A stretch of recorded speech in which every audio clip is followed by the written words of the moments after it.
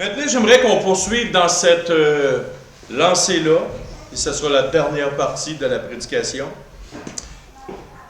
La première chose que j'aimerais vous entretenir, c'est la proximité, le rapprochement avec Dieu. Qu'est-ce qu'on entend par le rapprochement ou la proximité avec Dieu? La personne qui est proche de Dieu a une profonde proximité avec Dieu, qui implique le respect et la pratique des enseignements de Dieu dans sa vie. OK? Si je suis toujours absent de la maison chez nous, et que je demande, un jour j'arrive, un beau vendredi après-midi, et que j'arrive, je dis à ma femme, « Mon amour, j'aimerais ça que tu fasses ça pour moi. » Ma femme va me regarder. « T'es qui, toi? T'étais où? Tu me demandes quelque chose, mais t'es jamais là. » Ou comment je peux savoir si je suis jamais avec ma femme? Comment je peux savoir qu'est-ce qui est important pour elle? Je vais toujours faire des gaffes, des erreurs. « Oh, OK, ça c'est important pour toi, je ne le savais pas. » Là, elle me dirait, si tu aurais été là, proche de moi, tu le saurais. Un couple, pourquoi vous pensez que Dieu a créé une image sur terre d'un couple, d'un homme et d'une femme? C'est pour donner des exemples concrets de ce qui devrait se passer de bien entre Dieu et l'être humain. Une proximité. Donc, il y a une proximité intime avec Dieu, puis ça implique le respect et les pratiques des enseignements de Dieu dans sa vie. Si tu n'es pas proche de Dieu, comment voulons-nous découvrir sa volonté? Qu'est-ce qu'il aime, qu'est-ce qu'il n'aime pas? Les gens vont dire, « Ah ben écoute, regarde, tu as juste à lire la Bible et tu vas savoir sa volonté. » Est-ce que ça vous est déjà arrivé de dire, il me semble que ça fait plusieurs fois que je passe sur le même passage, puis là, je viens de comprendre après 10 ans. Parce que Dieu est un Dieu qui se révèle progressivement à nous. Progressivement à nous. Au début, tu as un type de lumière, une petite chose que Dieu te révèle, et plus tard, avec l'expérience, l'exercice, Dieu te révèle quelque chose encore de plus grand pour toi, pour ta vie. Mais si tu n'es pas proche de Dieu, si tu n'es pas intime avec lui, comment veux-tu avoir des révélations particulières de la part de Dieu? Impossible. Puis en lui, là, concernant la proximité, il y a un profond désir de communiquer ce que Dieu lui a dit. Plus tu te tiens proche d'un endroit, plus tu t'informes d'un endroit, plus tu es attentionné dans un endroit, plus tu vas en parler. Qui sait ici que j'aime les abeilles? Si je vous dirais, je ne suis pas passionné par l'apiculture et les abeilles, personne ne me croirait. Mais pourquoi vous savez que j'aime les abeilles, le miel? Pourquoi vous le savez? Parce que j'en parle. Mais pourquoi j'en parle? Parce que je suis collé là-dessus. J'aime ça. Je suis passionné. Si je n'étais pas proche, je ne pourrais pas l'enseigner, je ne pourrais pas en parler. Mais c'est pas juste ça, parce que des fois, il y a des professeurs d'école qui enseignent une matière, mais tu te dis, il aurait dû aller travailler chez Walmart. C'est plate, c'est redondant. Mais quand tu prends un professeur, exemple, un professeur d'histoire, puis là, tu l'écoutes parler, puis on dirait qu'il était assis à côté de George Washington. Il est passionné. Il trippe, il fait tripper le monde avec qui il parle. Plus tu es proche, plus la passion dans ton cœur va grandir, plus tu vas avoir le goût de communiquer. Et il passe sa vie à convaincre les autres de faire la même chose. C'est tannant un pasteur qui est passionné de Christ. Hein? C'est tellement tannant. Il y a 2 versets dans la parole. Jérémie 29. Et là, vous allez voir le cœur d'un homme qui est hyper proche de Dieu. Oui, mais Jérémie est mort. Oh oui, mais il est tellement proche de Dieu qu'il est rendu à côté de Dieu. Et voici ce qu'il disait pendant qu'il était sur la terre. Jérémie 29. Si je dis, je ne ferai plus mention de lui, je ne parlerai plus en son nom, il y a dans mon cœur comme un feu dévorant qui est renfermé dans mes os. Je m'efforce de le contenir et je ne le puis. Demandez-moi d'arrêter de parler de Dieu. Tu penses-tu que ça va être possible, Robin? Non. Je me rappelle un jour, je me suis fait opérer ici, et j'ai été magané. Il y avait un chrétien qui était venu me voir, on parlait intensément de la bonté et de l'amour de Dieu. Puis, il y avait un vieux monsieur, 80 quelques années. Puis là, je l'ai vu, là. Puis il pleurait, là, le monsieur, il pleurait. Je me suis levé de peine et de misère. J'ai dit au chrétien, j'ai dit, là, tu vas attendre, j'en reviens. Il me regarde, il dit, comment ça? Il dit, où tu vas? Et je venais d'être scié les côtes, ouvert la peau, puis avec un exacto, un scalpel. Je voulais me faire opérer, je voulais me faire enlever le 2 tiers de mon poumon droit. Puis là, je me suis fait peine et de misère. Puis en plus, j'ai dit, tu vas m'aider à me rendre. Là, il m'a aidé. Je me suis assis à côté de l'homme. Puis j'ai parlé des choses de Dieu. Quand tu es proche de Dieu, ça sort, ça déborde. Et un autre passage. Donc, celui donc qui supprimera l'un de ses plus petits commandements et qui enseignera aux hommes à faire de même, sera appelé le plus petit dans le royaume des cieux, mais celui qui les observera et qui enseignera à les observer, celui-là sera appelé grand dans le royaume des cieux. Est-ce que vous voulez être appelé grand dans le royaume des cieux par Christ? Comment faire?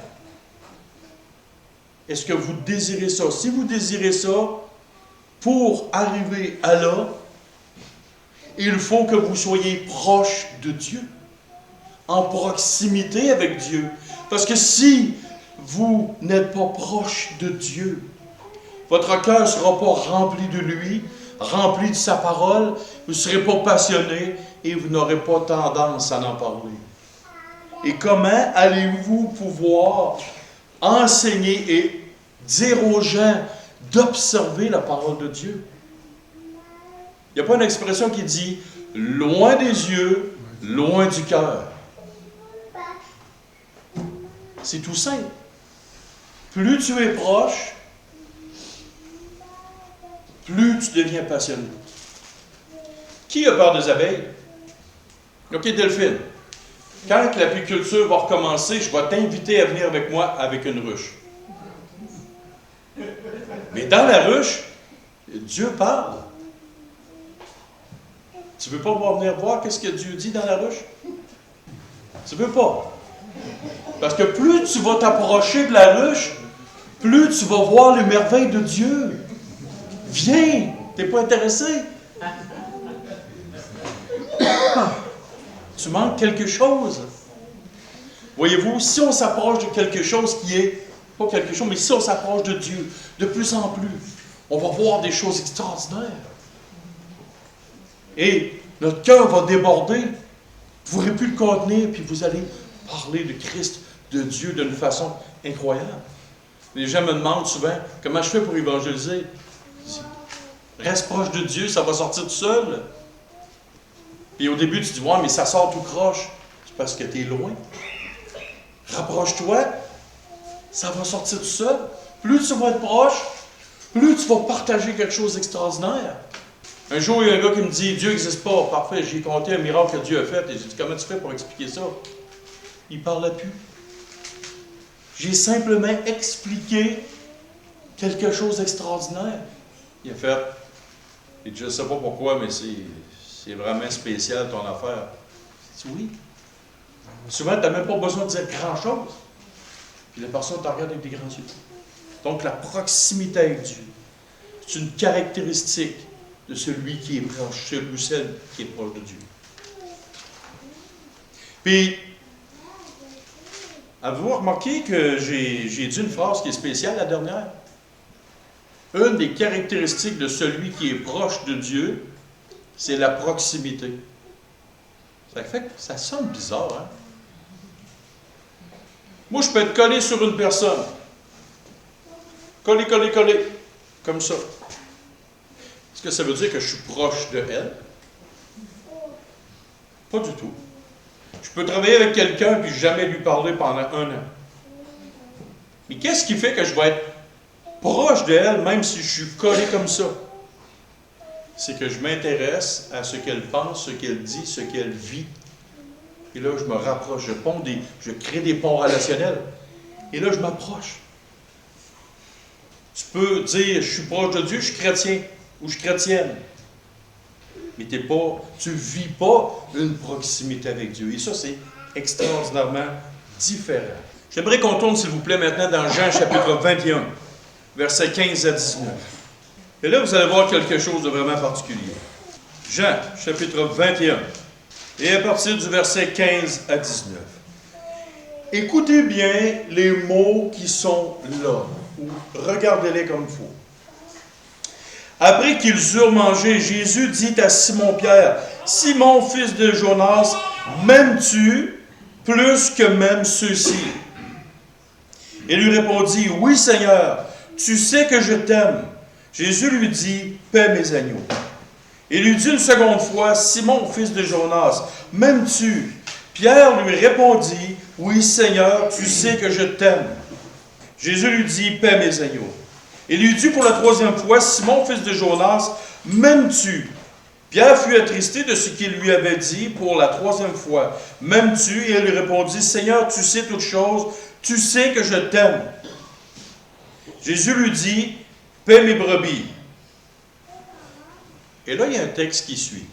« En vérité, je te le dis, quand tu étais plus jeune, tu te saignais toi-même et tu allais où tu voulais. » Tu étais jeune, peu d'expérience, tu te saignais, ça veut dire que tu t'habillais, tu mettais une ceinture, puis tu allais où tu voulais. Tu marchais par ta propre volonté, Pierre. Mais, quand tu seras vieux, tu étendras les mains. Tu vas étendre les mains de ta propre volonté.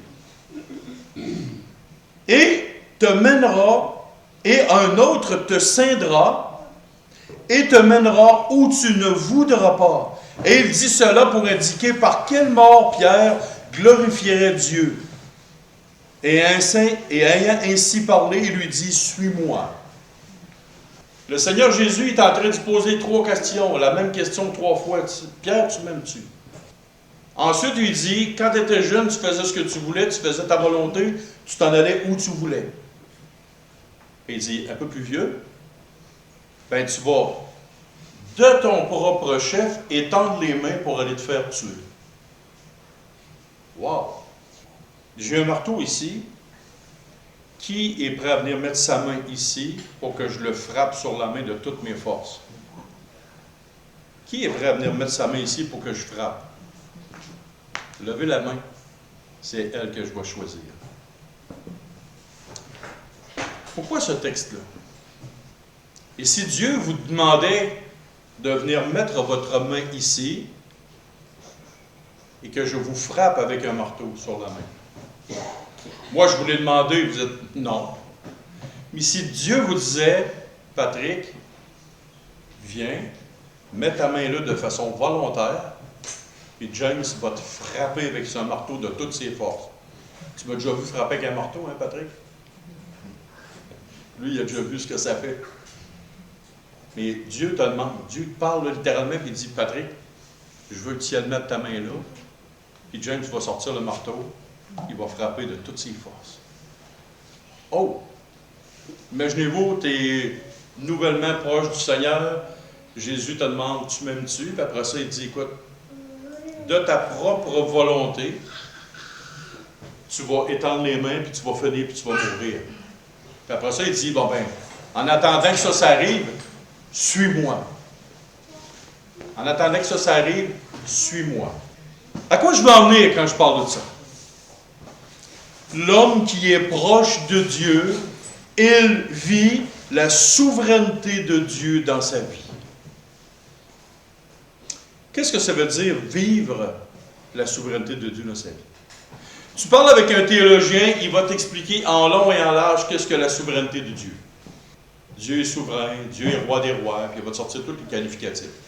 Et là, tu demandes au même théologien, OK, parle-moi, c'est quoi vivre la souveraineté de Dieu?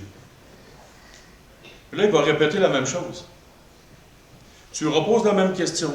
Qu'est-ce que c'est vivre la souveraineté de Dieu? Impossible. Pourquoi un homme qui est un théologien, pourtant il affirme qu'il connaît Dieu, qu'il aime Dieu, mais pourquoi ce théologien-là n'est pas capable de te dire en profondeur qu'est-ce que c'est de vivre la souveraineté de Dieu? Parce que ça ne s'apprend pas à l'école ni dans un livre. Ça s'apprend sur le terrain. Qu'est-ce que ça signifie? C'est de reconnaître et accepter la conviction profonde que Dieu est souverain. C'est-à-dire qu'il détient un contrôle suprême et une autorité incontestable sur toute chose. Dieu détient un contrôle suprême sur toute chose. Et une autorité incontestable. Est-ce que dans mon âme, dans ma pensée profonde, Dieu a un contrôle absolu sur tous les aspects de ma propre vie? Ça ne se fait pas dans 2 semaines. Ça ne s'apprend pas à l'école. C'est pour ça que Jésus il dit, quand tu vas être vieux, mais ce n'est pas rendu à 70 ans non plus que tu apprends c'est quoi. Tu peux avoir 25-30 ans, puis savoir c'est quoi vivre la souveraineté de Dieu. Tu peux avoir 75 ans ou 125 millions d'années, puis jamais l'apprendre. Puis jamais l'apprendre. La personne qui vit la souveraineté de Dieu, cette personne-là a développé une confiance profonde et aveugle au plan et en la sagesse de Dieu. Dieu t'amène à un endroit,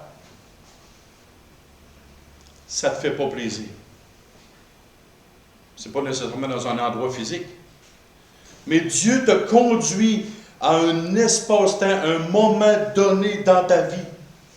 Et là, tu fais, t'aimes pas ça. Comme l'apôtre Pierre. Quand tu vas être vieux, de façon volontaire, tu vas étendre tes mains, puis il y a un autre qui va te ceindre, puis il va t'amener où tu ne voudras pas aller. Et de quoi il parlait, c'était la crucifixion. Mais Pierre, il aurait pu faire comme le premier coup, et dire, je ne le connais pas. Non, non, non. Mais Jésus est en train d'y affirmer que quand tu vas être vieux, tu vas y aller de ton propre chef. Et il y a eu tout un changement dans le cœur de Pierre. Et effectivement, c'est ça. L'histoire nous raconte que Pierre a été crucifié la tête en bas. Pourquoi? Il a dit aux Romains, non, pas de la même manière que mon sauveur. Je ne suis pas digne d'être crucifié comme Christ, au moins même aussi la tête en bas. Non, regarde. C'est incroyable. Incroyable. Puis j'ai fait des recherches. C'est plus souffrant se faire crucifier la tête en bas que la tête en haut. C'est vraiment spécial, mais je n'ai pas le temps de parler de ça. Celui qui est proche de Dieu et qui vit la souveraineté de Dieu dans sa vie, tout ça, là, ça le conduit à un abandon volontaire de ses plans personnels. Et il place une confiance absolue dans la direction que Dieu prend dans sa vie à lui. Imagine, aujourd'hui, on est une société en Amérique du Nord qui font des plans pour toute ta vie, jusqu'à ta mort. Ma mère, dernièrement, me dit, James, regarde, j'ai planifié comment j'allais mourir. Oh. Elle dit, regarde, ça va être dans une urne, c'est ça qui va être écrit dessus. Je vais être enterré là, puis je vais aller là. Je me suis dit à ma tête, puis tout d'un coup, tu meurs d'un avion. Tu t'en vas en voyage, puis couic, c'est fini. Il ne te retrouve plus. Il ne retrouve plus ton corps. Moi, dans la vie, quand j'étais plus jeune, je voulais faire un frigoriste. Tu t'en rappelles, Robin? C'est là que j'ai connu Robin à l'école. J'ai même pas fait 1 heure de réfrigération. J'ai même pas fait 1 heure. J'étais décidé, hein, j'avais mon plan dans ma tête, je partais, puis j'allais à l'école, puis je performais, tout ça. J'arrive, je sors de l'école. Rien. J'étais dans structure d'acier. C'est quoi? Ça n'a pas rapport. Non. Puis encore là, c'était pas vraiment ma place dans la structure d'acier, parce que j'ai dit, ouais, j'ai fait un petit cours de 30 heures de soudure. Ah, ça doit être le fun, la soudure. 25 ans à payer pour suivre ma propre voie dans mon cœur. J'ai été 25 ans de temps à ne pas aimer ce que j'ai fait. Ça m'a coûté cher. Ah, merci Seigneur, j'ai appris plein de belles choses à construire avec mes mains, mais je n'ai pas vraiment aimé ça. Pourquoi? Parce que quand j'étais jeune, je me saignais moi-même et je décidais pour ma propre vie. Je manquais de confiance absolue dans la direction de Dieu pour ma vie personnelle. Mais j'étais jeune, je ne connaissais pas encore le Seigneur sous cet merveilleux aspect-là. Puis quand il y avait une circonstance qui m'arrivait, j'étais fâché. Mais en m'approchant de Dieu, puis comme bien d'autres hommes sur terre au travers des siècles ont vécu, vient l'étape que tu acceptes les circonstances de la vie, même celles qui semblent inexplicables. Une personne met un enfant au monde, l'enfant est différent. Une personne est en bonne santé, ça va bien, et un jour, cancer des os. Comment ça? Qu'est-ce qui se passe? Est-ce que j'ai été méchant? Est-ce que j'ai fait du mal à quelqu'un? Pourquoi ça m'arrive? Qu'est-ce que j'ai fait à Dieu pour que ça m'arrive? Puis là, il y a des gens qui disent, ah, tant aussi longtemps que tu n'as pas compris quelque chose, Dieu va te ramener toujours la même affaire, les épreuves. Toi, tu es tout capable d'expliquer ce qui arrive sur la terre à tout le monde. Les choses cachées sont à l'Éternel, les choses révélées sont à l'homme. OK, toi, Dieu t'a révélé pour ma vie, pourquoi ça ne marche pas dans ma vie? Wow! Toi, tu es connecté sur un 800 ciel avec ton téléphone dans ta maison. Wow! Hey! Est-ce que Dieu est obligé de te dire absolument pourquoi il fait une chose? Pas du tout. Hey, c'est Dieu, il est souverain, il est roi des rois. Moi, si François Legault il fait une action, il va-tu m'appeler, James, là, je m'apprête à passer une loi, là, puis je vais te dire pourquoi je la passe, puis je vais t'envoyer un document par email tantôt, attends, moi, ce sera pas là. Non, il prend une décision. OK, je vis avec, qu'elle soit bonne ou mauvaise. Mais Dieu, c'est encore des milliards de fois plus grand que ça. Mais est-ce que Dieu veut absolument nous révéler tout ce qui va se produire, puis tout ce qui va arriver, puis pourquoi, comment, le où, le quand, combien ça a coûté, comment ça a pris de temps à faire ça? Non. Dieu, ce que Dieu veut, dans une circonstance X, Y, Z,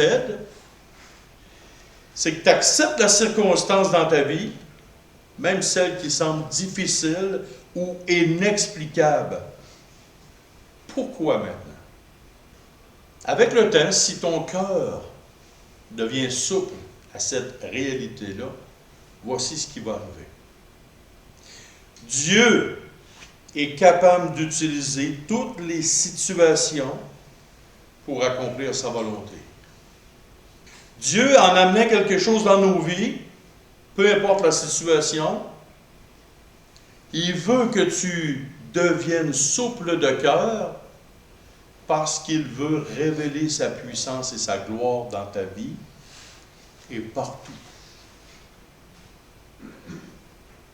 Ça, c'est la pensée de Dieu. Dieu n'a pas besoin de t'expliquer en long et en large le pourquoi du comment, et que là tu restes frustré sur ta situation. Dieu veut se révéler à toi. Dieu veut révéler quelque chose de particulier, de grandiose, d'extraordinaire. Il veut juste que tu lui laisses le temps d'accomplir quelque chose d'extraordinaire.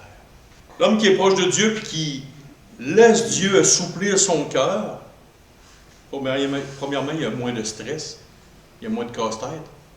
Mon papa dans le ciel, il va s'occuper du reste. Dieu dit, assouplis ton cœur à ma volonté. Dans l'Ancien Testament, il y a un texte qui dit, arrive-t-il un malheur dans une ville sans que l'Éternel en soit la cause? Dieu permet qu'une circonstance arrive. Ce qu'il veut que tu fasses, c'est que tu vives cette souveraineté-là dans ton cœur, dans ta vie. Il veut que tu assouplisses ton cœur pour dire, Seigneur, je te présente mes mains, puis conduis-moi où tu veux que ça aille. Puis de toute façon, maintenant que tu pognes une maladie, peux-tu faire quelque chose pour? La maladie est là. OK, tu as un cancer demain matin. Ça change quoi? Même si tu pognes une hache et tu coupes tous les arbres dans le cours chez vous, rendu au dernier arbre, qu'est-ce qui va se produire? Le cancer va être là pareil. Tu as un enfant qui meurt ou qui est pogné d'une maladie extrême. Peu importe ce que tu vas faire, tu es pris et tu vois, sans voir aucune possibilité de rien, cette situation-là. Qu'est-ce que tu vas faire? Justement, rien. Dieu veut qu'on ait un cœur souple, assoupli, pour voir resplendir quelque chose d'extraordinaire que Dieu va faire dans sa vie, dans ta vie. Et c'est ça. Dieu dit dans l'Ancien Testament, je ne partagerai pas ma gloire avec aucun autre. Mais au travers de sa gloire qui va resplendir, tu vas sourire et tu vas être joyeux de voir la puissance de Dieu agir dans ta vie et agir autour de toi. Dieu veut faire ça pour que tu aies un cœur rempli de joie. C'est qui la première personne que vous avez vue dans votre vie que Dieu a accompli quelque chose d'extraordinaire dans sa vie puis qui a fait « Oh non, non, c'est donc pas beau ça. C'est du plate. Dieu il a accompli un beau miracle, quelque chose d'extraordinaire. Ça ne marche pas. Personne ne fait ça. Tu es content, hein? Wow! Dieu est intervenu. Souvenez-vous de l'histoire de mon toit. Hein? Vous en souvenez, M. Sournier, hein? C'était pas beau à voir hein, quand c'est arrivé. Hein? Ça a dû coûter une scène de nos poches pour la réparation du toit. Rien pas tout. Je me suis assis sur le toit. J'ai dit, Seigneur, j'ai pas une scène, mais j'ai toi. Je suis redescendu en bas.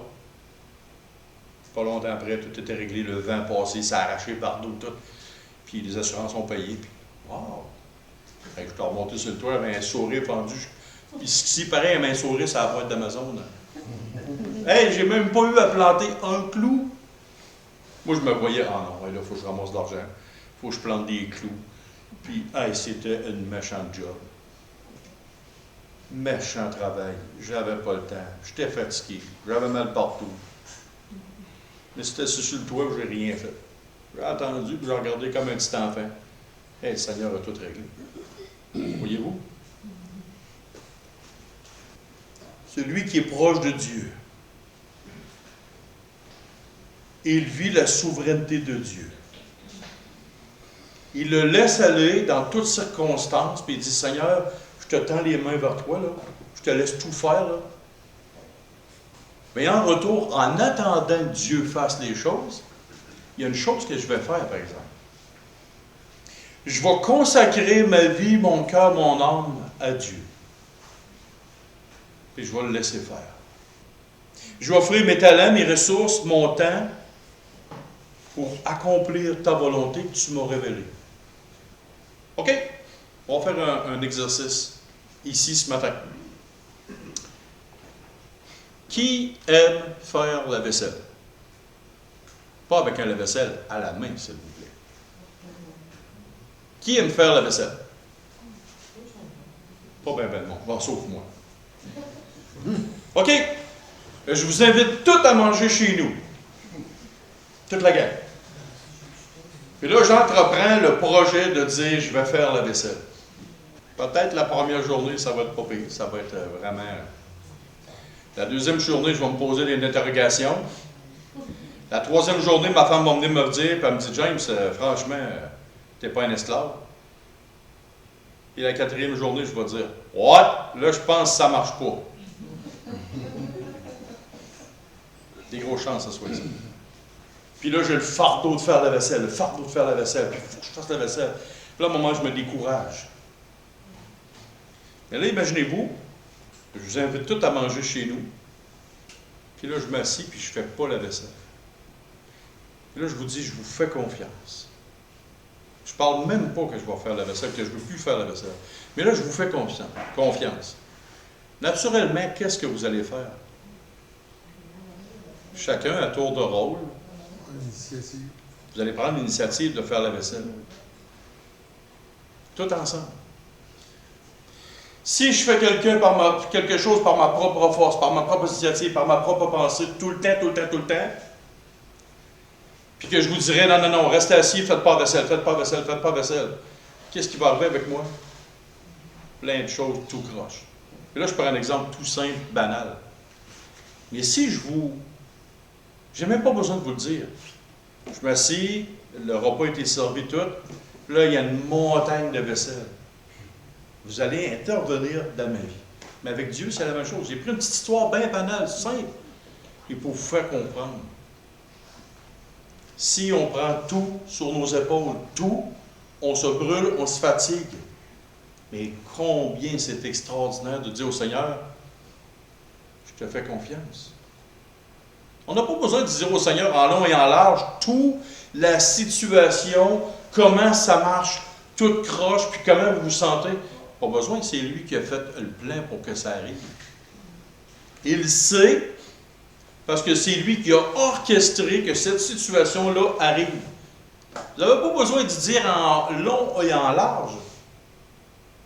Avez-vous besoin de dire au guichet automatique pourquoi vous allez chercher de l'argent au guichet automatique? Ah, excuse, là, je viens chercher 40$ parce que j'ai besoin de payer. Hey, la police qui vous voit, vous allez aller faire un tour en psychiatrie. Quand vous allez auprès du trône de la grâce, pourquoi simplement pas dire au Seigneur, Seigneur, regarde, tu vois la situation, tu connais la situation, c'est toute chose. Puis sais-tu quoi? Je te fais vraiment confiance pour le reste. Wow! Là, la dynamique va changer. Parce que le Seigneur, il sait tout. Comme Jésus, quand il disait, que veux-tu que je te fasse? Ben oui, comme si le Seigneur ne le savait pas. Et en plus, tout le monde l'a vu naître, il était tout croche, tout de travers. Comment ça que le Seigneur a posé cette question-là?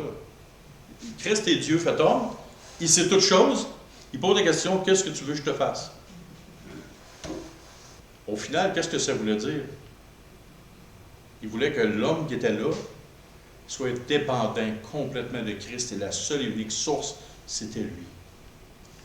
En attendant que Dieu intervienne, vivre la souveraineté de Dieu, c'est lui faire une totale confiance, de le laisser aller, de ne pas s'inquiéter, d'y ouvrir son cœur. Consacre ta vie en attendant, puis laisse-le travailler. Tu vas voir comment est-ce que Dieu va faire les choses. Mais un coup que le miracle est arrivé, un coup que la chose est arrivée, un coup que Dieu est intervenu, cet homme-là qui vit la souveraineté de Dieu, c'est très bien une chose. Il reconnaît que chaque bénédiction, chaque succès, chaque bon moment provient de la pure grâce de Dieu et que le hasard n'existe pas et qu'il n'est pas l'auteur d'une réussite quelconque. Hey, j'ai inventé quelque chose, puis wow! Hey, ça a donné plein de bons résultats partout pour plein de monde. Hey, je suis fier, j'ai réalisé ça. Wow! Qui t'a donné en toi le vouloir et le faire? C'est Dieu. Qui t'a donné la capacité d'être debout, de réfléchir, de penser? Qui t'a communiqué cette bonne invention-là? C'est Dieu. Puis qui a permis que tu sois pas mort d'une crise cardiaque avant que tu aies fini? C'est Dieu. Tu es tributaire de quelle gloire? Rien. On devrait plutôt dire, hey, merci Seigneur, tu m'as donné une super de bonne idée, puis tu m'as permis de réaliser cette chose-là. Hey, wow, as-tu vu comment le Seigneur il a réalisé telle affaire, telle affaire, telle affaire? Ah, mais c'est toi qui l'as fait. Non, non, non, arrête ça.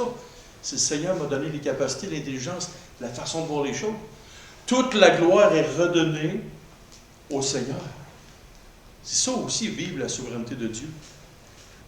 Puis dans ce thème-là, il perçoit la vie dans une réalité au-delà de l'existence terrestre. C'est quoi tu viens de dire? Je vais répéter la phrase. Il perçoit la vie. Je vous pose une question. Comment voyez-vous la vie? Avec vos lunettes? Mais avec quelles lunettes devrions-nous voir la vie, les choses qui nous entourent? Si tu vis une vie terrestre, charnelle, de ton propre chef, tu vois la vie, ce qui t'entoure, d'une façon avec des lunettes humaines. Mais je vous demanderai une chose. Si vous mettez les lunettes de Dieu, que vous avez un cœur qui vit la souveraineté de Dieu, j'ai préparé un petit exemple. Je vais prendre une personne à la salle. D'après Patrick, tu as travaillé cette semaine. OK. Qu'est-ce que tu as eu en retour pour avoir travaillé? Oui, mais tu as eu une paye. Hein? Non? OK. On va prendre quelqu'un qui a eu une paye. Quelqu'un qui t'a aidé. OK, Brice, tu as travaillé cette semaine. T'as-tu une paye? Non, ils vont me dire, oh, c'est au 15 jours. Y a-tu quelqu'un qui a reçu une paye jeudi? Oui. OK. Rémi a reçu une paye. Toi, Josiane, tu as reçu une paye. OK, parfait. Vous avez reçu de l'argent. Oui. Tout travail mérite salaire. OK. Moi, Rémi, je te dis, donne-moi toute ta paye. Jusqu'à la dernière scène. Tu me rembourses. Ah, Josiane, elle me dit, tu vas me rembourser, par exemple. Non, mettons que tu n'as pas d'argent pour tout me donner ta paye. Qu'est-ce que tu vas faire? Tu vas dire, hey, oh, oh, c'est mon argent, c'est ma paye. Humainement parlant, on dit, avec raison. On dit, hey, franchement, écoute, regarde, si tu veux avoir de l'argent, va travailler. Ou je peux te passer 20 ou 40 ou 100 $, mais tu vas me le rembourser. Puis je suis gentil, je ne te chargerai pas d'intérêt. OK, on voit l'argent, mais ça rappelle d'autres choses, un automobile, un camion, n'importe quoi, avec les lunettes terrestres. Mais comment un homme ou une femme qui vit la souveraineté de Dieu pourrait voir l'argent d'une autre façon? Et là, c'est dur, on est en Amérique du Nord, et on se lève le matin avec l'argent, on se couche le soir avec l'argent, on fait des prévisions pour l'argent, on passe au fonds de pension avec l'argent est là partout. Comment est-ce qu'on peut voir une autre façon de voir les choses? Écoutez bien une phrase. L'argent n'est pas fait pour être accumulé, mais pour faire du bien, car il sait qu'il est en train de passer un examen. Quoi? OK?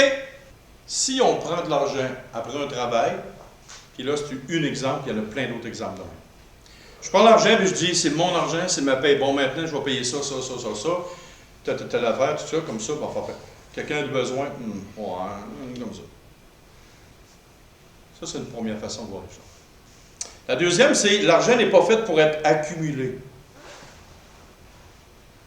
L'argent n'est pas fait pour être accumulé.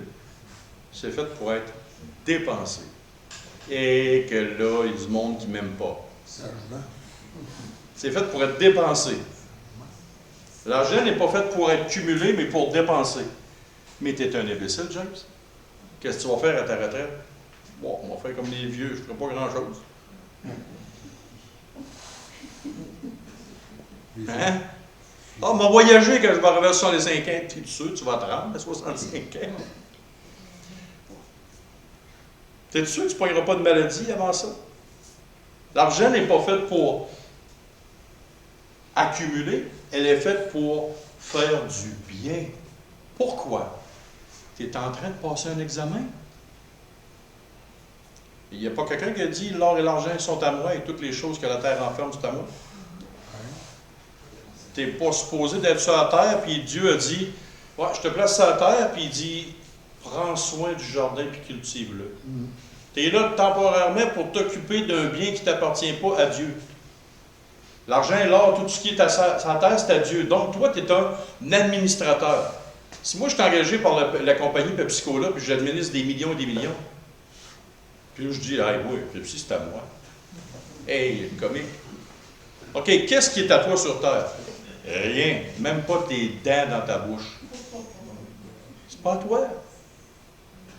Tu es un administrateur et avec les biens que Dieu t'a confiés pour un court temps, Dieu te demande de faire du bien avec parce que tu es en train de passer un examen. Et le résultat final, au bout, c'est qu'il y aura des pertes et des gains de récompense, tout dépendamment de comment tu vas avoir administré les choses. Donc, quand je dis, il perçoit la vie dans une réalité au-delà de l'existence terrestre, si tu vois et tu vis la souveraineté de Dieu, tout ce qui est sur terre, tu ne vois pas ça de la même manière. Quelqu'un me dit, il m'a volé 100 piastres. Non, non, Dieu a décidé de transférer 100 piastres d'une place à une autre. C'est même pas à toi, calme-toi. C'est pareil comme si des 100 piastres, il n'y en aurait plus sur la terre. C'est Dieu, qui appartient à Dieu. Il me l'a volé. Je me rappelle, quand j'étais jeune, j'avais un petit Dodge Omni. J'avais toutes sortes de petites choses dedans. J'avais ma Bible. Hey, c'était ma Bible, ma Bible. Je faisais une fixation sur ma Bible. Je m'en vais avec mon auto. J'arrive de Chicoutimi. Je suis allé voir dans le temps ma blonde, qui est aujourd'hui ma femme. Et là, il y a une tempête dans le rang. Je reste coincé. Je sors de l'auto. Une méga tempête. Je m'en vais sur une pelle de misère. Après la tempête, je reviens. Il n'y a plus rien dans l'auto. Il y a quelqu'un qui est passé avec un skidoo dans la tempête, il a vidé mon auto, puis il m'a volé ma Bible. C'est là que j'ai compris que ça ne va pas grand-chose. Voyez-vous? C'était la Bible de Dieu. Où est cette Bible-là aujourd'hui?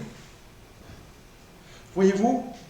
Il m'a volé 100 piastres. Non, c'est Dieu qui a décidé de prendre 100 piastres, de le transférer ailleurs. Parce que c'est à lui, il le met ailleurs. C'est ça, je vous dis, vivre la souveraineté de Dieu, c'est de dire, OK, il arrive une circonstance, Seigneur, c'est à toi. C'est pour ça que le Seigneur Jésus disait, si quelqu'un veut prendre ta tunique, alors laisse-lui. Est-ce que vous comprenez maintenant la phrase que Jésus disait? Si vous vivez la souveraineté de Dieu en disant, qu'en ayant d'autres lunettes dans votre vie, bien, si quelqu'un vole ta hache, ou il vient de voler quelque chose chez eux, c'est le Seigneur qui a décidé dans sa souveraineté de prendre une chose et de la mettre ailleurs.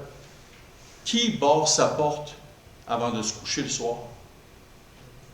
Il y en a une qui est honnête. Où je la barre.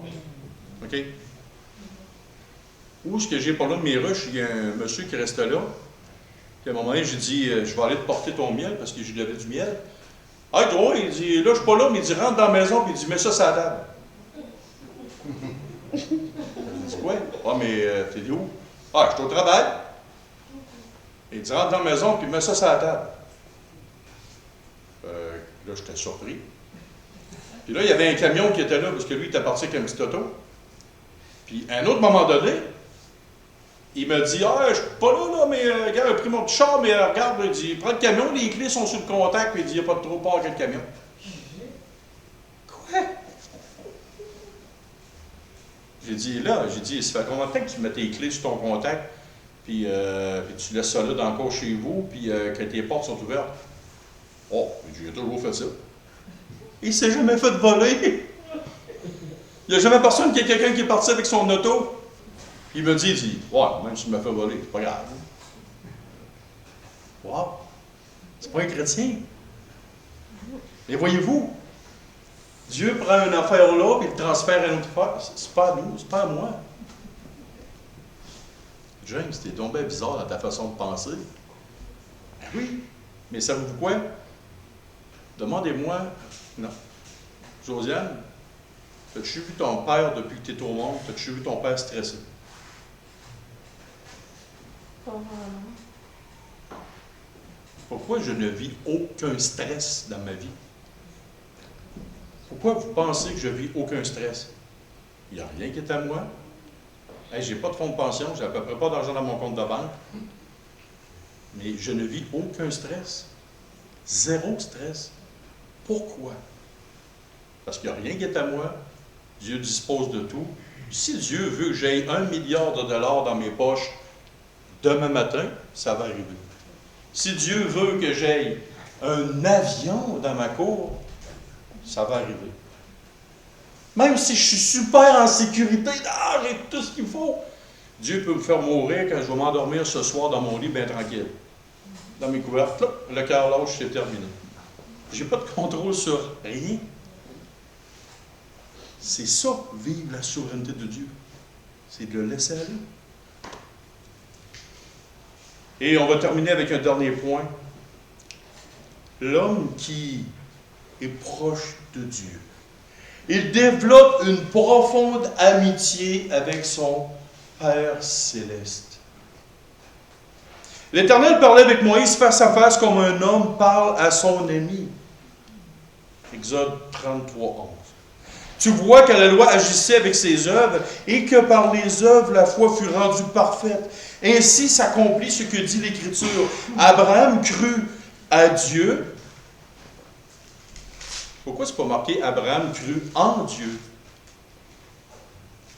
Mais c'est marqué Abraham crut à Dieu. Et cela lui fut imputé à justice et il fut appelé ami de Dieu.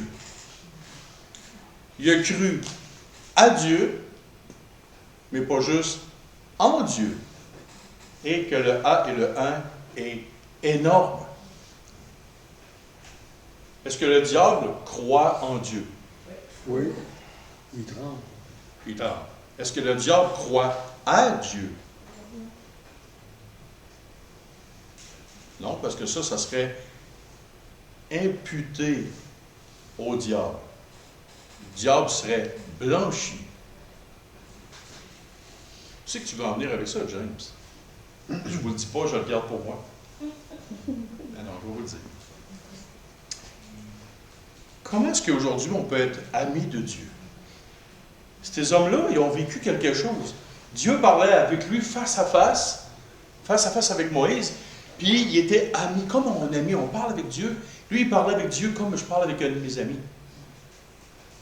Moi et Robin, on s'est déjà parlé en masse face à face. Hein? Des fois, il m'énerve, mais c'est pas grave, je reste face à face avec lui. C'est mon ami. On se dit les vraies choses, on se parle des vraies choses. Bon. C'est quoi la définition de l'amitié?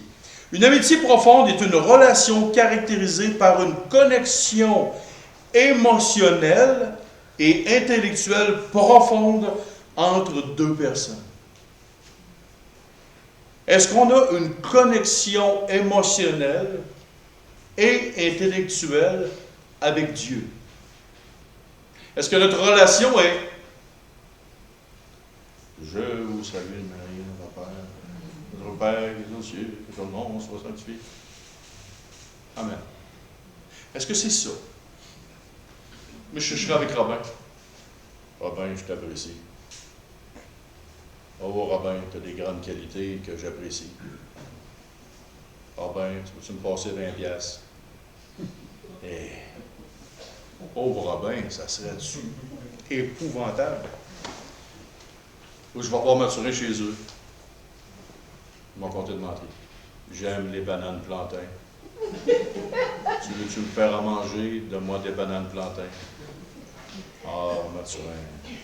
Ah, Mathurin. Quelle catastrophe pour l'amitié.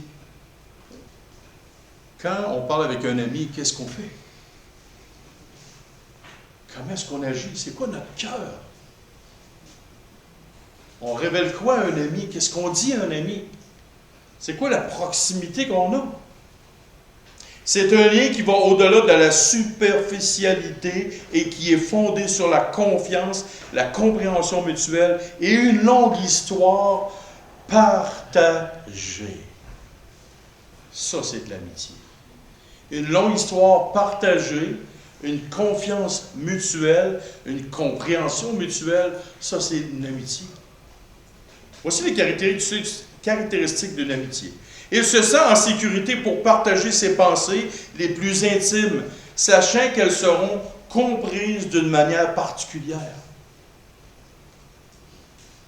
Dans les moments difficiles, il sait qu'il aura un soutien inconditionnel de la part de Dieu, lui offrant son aide et son encouragement. Quand on s'approche de Dieu, puis on parle avec Dieu face à face, comme un ami, le Nouveau Testament, dans l'Épître aux Hébreux, nous dit clairement que les hommes de l'Ancien Testament, c'était des hommes comme nous, avec les mêmes vies, les mêmes pensées, les mêmes choses, les mêmes tristesses. Pensez-vous que Moïse s'est jamais chicané avec sa femme? Ah, vous pouvez dire oui. Pensez-vous que Job, quand il était au plus bas niveau, puis que sa femme a dit « Maudit Dieu en face », puis meurt, il n'a pas dû dire « Oui, mon amour, tu as vraiment raison. Hey. » Il a été fâché, puis il a dit ce qu'il pensait. On vit des émotions humaines. On vit des situations humaines. Pourquoi on ne s'approcherait pas de Dieu comme on s'approche d'un ami? Pourquoi on ne parlerait pas face à face avec Dieu? On n'ouvrirait pas notre cœur avec Dieu? Au lieu de le voir distant, éloigné, pourquoi on ne le verrait pas proche? Si tu développes une proximité avec Dieu, une intimité avec Dieu, Dieu va devenir pas juste Dieu, pas juste le roi des rois. Et si Dieu devenait notre plus grand ami sur terre, oh, que là, ça changerait. Est-ce qu'on voit seulement Dieu comme un Dieu pourvoyeur? C'est quoi les étapes de la profondeur? Est-ce que Dieu, c'est juste superficiel? Est-ce que c'est une religion que tu pratiques? Est-ce que c'est le dimanche matin, puis pas pendant toute la semaine? Ou quelques fois la semaine? C'est quoi? Qu'est-ce qu'on vit avec Dieu? Est-ce qu'on ne pourrait pas arriver à une étape hyper profonde, d'amitié profonde avec Dieu? Est-ce que ça vous est déjà arrivé de dire « Hey, j'aimerais ça m'approcher de cette personne-là, puis d'être proche d'elle, puis la personne se ferme. La personne se tient loin de toi. Tu aimerais ça combiner quelque chose, découvrir quelque chose. Mais non, il y a quelque chose qui ne passe pas, la personne est comme réfractaire.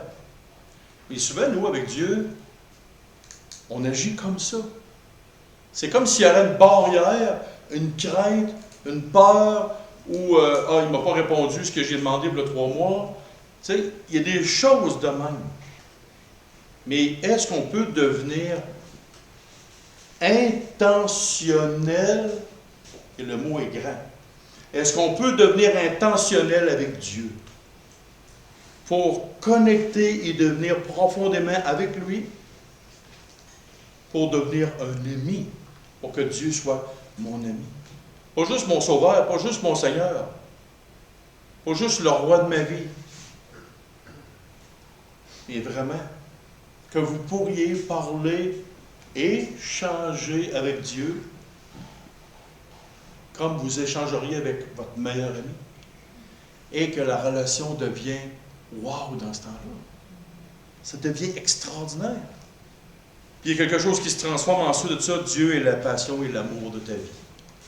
Quand tout ça est résolu, là, tu vis la souveraineté de Dieu, tu es connecté comme un ami. Tout est là, tous les points qu'on a parlé. Là, il y a quelque chose d'extraordinaire qui se passe, c'est que Dieu devient quoi? La passion et l'amour de ta vie. Si vous me posez une question, James, comment t'aimes ta femme? J'espère que vous avez beaucoup de temps. Je vais vous le dire. Et si vous me demandez comment j'aime Dieu, j'espère que vous avez le reste de votre vie pour écouter. Est-ce que Dieu est rendu, pas juste Dieu, mais c'est-tu la passion et l'amour de ta vie? Savez-vous quoi? Une éponge, quand tu prends une éponge, tu le rentres dans l'eau, là, c'est rempli d'eau imbibée. Si vous essayez de rentrer d'autres choses dans l'éponge, ça ne rentre pas. Il n'y a rien qui rentre. Mais c'est ça, être passionné et être amoureux de Dieu d'une façon extraordinaire. C'est quoi d'être la passion et l'amour de servir Dieu? Tu deviens d'un état où tu as une dévotion spirituelle intense. Tu accordes une place centrale à Dieu dans ta vie. Tu sais, un jeune homme qui rencontre une jeune fille, là, il n'y a rien d'autre sur la planète qu'un et l'autre. Madame Lacasse, quand elle a rencontré M. Lacasse, là, wow! Elle était sur un nuage. Elle écrivait son nom partout. Oh Randy! Oh Randy!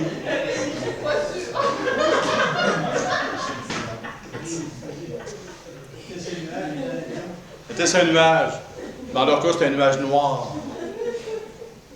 Et moi, je me rappelle, quand ma femme, on s'est rencontrés, James,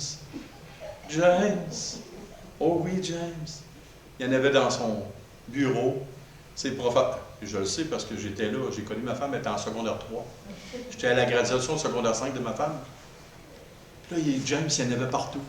Mon beau-père, il l'a amené en Floride, la dernière fois qu'il est allé en Floride avec elle. Il dit, son corps était là, mais elle était rendue à Lévis.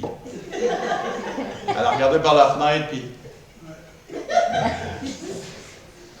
Mon beau... Comment? Elle a manqué son voyage. Elle était là. Ah oui, James.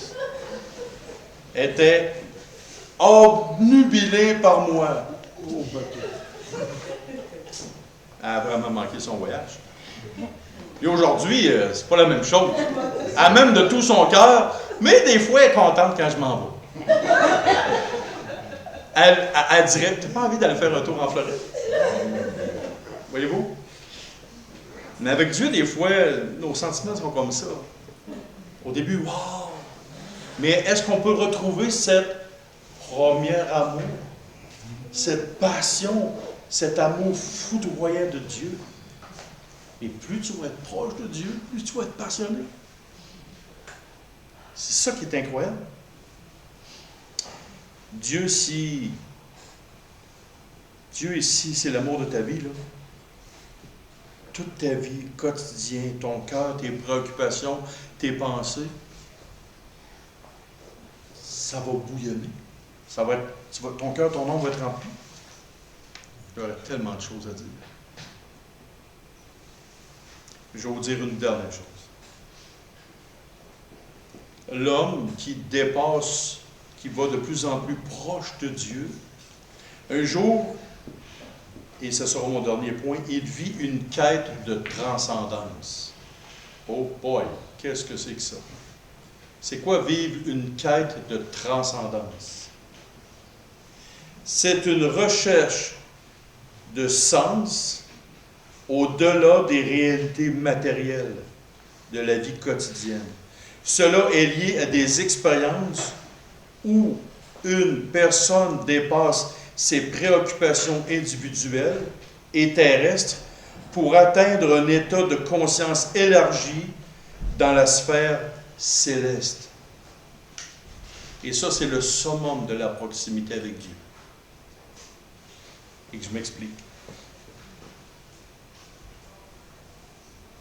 Des fois, tu te retires, tu es seul, tu lèves les yeux dans le ciel, et là, tu tombes dans une autre dimension, une autre pensée. Tout ce qui est terrestre, tout ce qui est matériel, tous les soucis, les problèmes. Et là, tu arrives à un niveau, quand toutes les autres étapes sont là, il y a des moments, des périodes dans ta vie où tu tombes dans une quête de transcendance, c'est que tu transcendes, c'est que tu pars, et je ne suis pas en train de parler de voyage astral, OK, là, s'il vous plaît? Je ne suis pas en train de partir dans l'ésotérisme, puis non, non. Là, on revient sur la terre, là. Je suis en train de prêcher, là. Tu arrives à un état de ta vie à un moment donné où il n'y a rien qui existe autre que Dieu. Tu lèves. Vous vous en souvenez, la première prédication que je vous avais contée, j'étais couché sur le dos, je voyais les étoiles par milliards. Et j'ai eu un moment de transcendance. Tu sais, je ne suis pas en train de dire qu'à tous les jours, je vois les étoiles, je fais ah non, c'est pas ça que je suis en train de dire. Il y a des moments où tu arrives à une étape où c'est inexplicable, la proximité, l'intimité avec Dieu.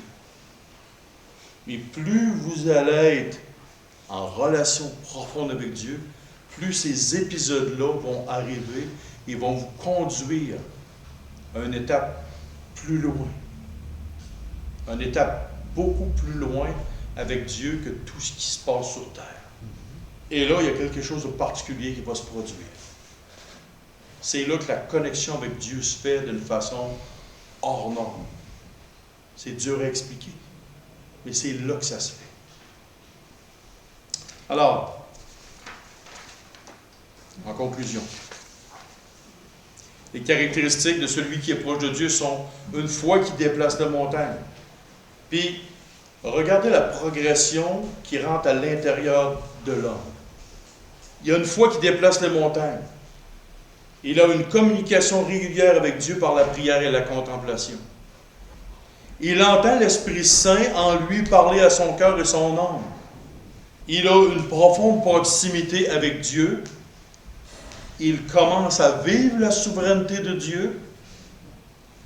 Il développe une profonde amitié pour Dieu. Puis Dieu devient la passion et l'amour de sa vie. Et il finit par une transcendance. C'est que son esprit, son âme, vient ailleurs. Et c'est ça que le psaume 73 disait. J'étais stupide, mais quand j'ai pénétré dans les sanctuaires de l'Éternel, wow! Voyez-vous? Et tout ça pour dire, découvrir et vivre une vie christocentrique. Tout ça, revenir par en dedans, par en dedans, par en dedans, par en dedans, toutes les étapes. Là. Et là, vous allez vivre une proximité avec Dieu. Et ça, c'est les caractéristiques. Prions. Seigneur Dieu et Père, nous sommes conscients qu'on n'est pas tous rendus à un niveau très profond. Ô Père, développe en nous ces choses. Conduis-nous, ô Père, à découvrir ces choses. Émerveille-nous par ces choses, Seigneur. Découvre nos cœurs et nos âmes afin d'y faire pénétrer ta beauté, ta puissance, Seigneur. Cette intimité de cœur. Fais-nous découvrir ces choses, Seigneur. De plus en plus, conduis nos âmes dans les sphères célestes, afin que nous puissions être réjouis et voir ce qui te concerne, Seigneur. Et c'est au nom de ton Fils qu'on te prie. Amen. Amen. Si vous avez des questions, des réflexions, je me tiens disponible pour vous. Venez me voir, ça me fait plaisir.